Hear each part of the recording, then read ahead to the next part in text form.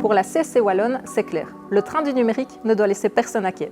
C'est d'ailleurs un des thèmes de sa campagne Le monde d'après, c'est maintenant, où elle demande au pouvoir public de faire de l'inclusion numérique une priorité.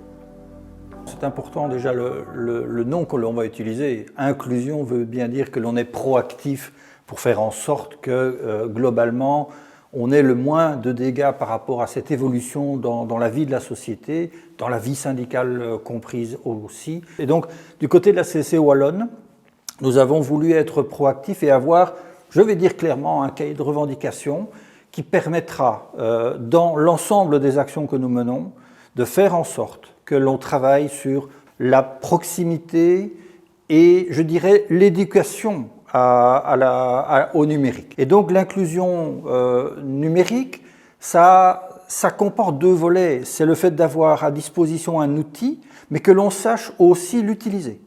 Et savoir l'utiliser, c'est un peu comme quand on apprend à lire et à écrire. C'est pas parce que l'on met des mots à un côté de l'autre qu'on les comprend. Et donc, l'inclusion numérique, c'est de faire en sorte que les gens puissent utiliser un outil, mais qu'ils puissent aussi, surtout, le comprendre pour aller au fond des choses. Et donc, pour le faire, nous demandons qu'il y ait un accompagnement. Accompagnement au moment du passage vers le numérique, mais un accompagnement permanent, parce que la révolution numérique, elle est en route journellement, j'ai envie de dire. En plus de l'accès au matériel et à la formation, la CSC Wallonne insiste sur le maintien nécessaire, dans les administrations, de contacts personnels et physiques pour celles et ceux qui en ont besoin. Pourquoi faut-il absolument avoir ce contact humain toujours bien présent dans chaque administration, qu'elle soit publique ou privée? C'est de faire en sorte que les gens qui ont des doutes, eh bien, ils puissent effectivement poser des questions. C'est essentiel pour que les droits sociaux soient toujours bien exercés et qu'on ne parte pas dans un no man's land, dans un vide d'accès aux droits parce que les gens n'ont pas compris effectivement la démarche, la logique administrative.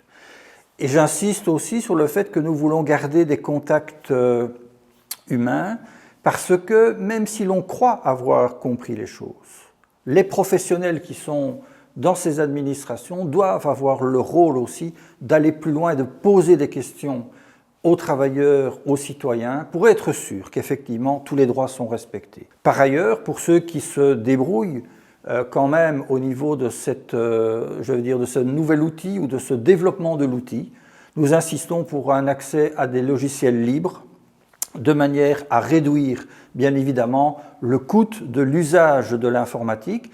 Nous savons que l'accès et l'usage de l'informatique est aussi un coût pour tous les travailleurs et tous les citoyens.